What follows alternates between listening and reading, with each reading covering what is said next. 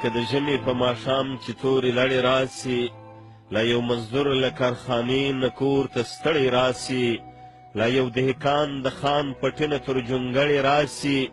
لا یو سوالګری له مالدار ورځې خړې راسي، لا یو مظلوم له ظالمانو نه درګړی راسي،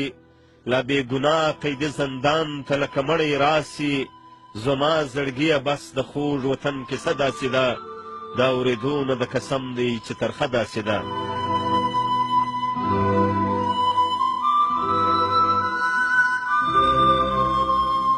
داسې غریب که رډیوه سم له ماښامه رپې،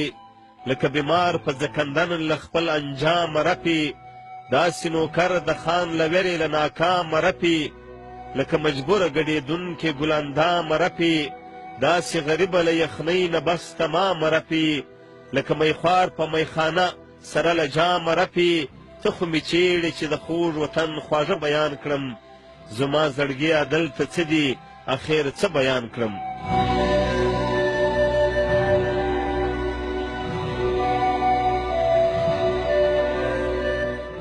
لکه کچه میوې د باغ سپېره سیلۍ ووهي، لا تیار فصل د دهقان چرته ژلۍ ووهي، لکه د پوه چنۍ کچه کچه غوټۍ ووهي، لا چرته ځل په نیمه شپه بلا مرغۍ ووهي، لا چرته ځل په توره شپه بلا مرغۍ ووهي، لکه ګلچین تازه ګلان په کټارۍ ووهي، لا یو جلاد له یو غلام نه کپرۍ ووهي.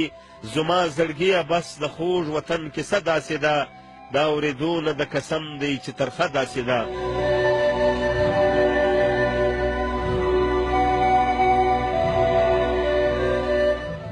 زما زړګیه داسې تیز شوې چې په څه غوسه شوې، جوړ د وطن کیسه خوږه نه ده په دې خفه سوې، زړګي درزا کې راته ووې یو خوږه نغمه سوې،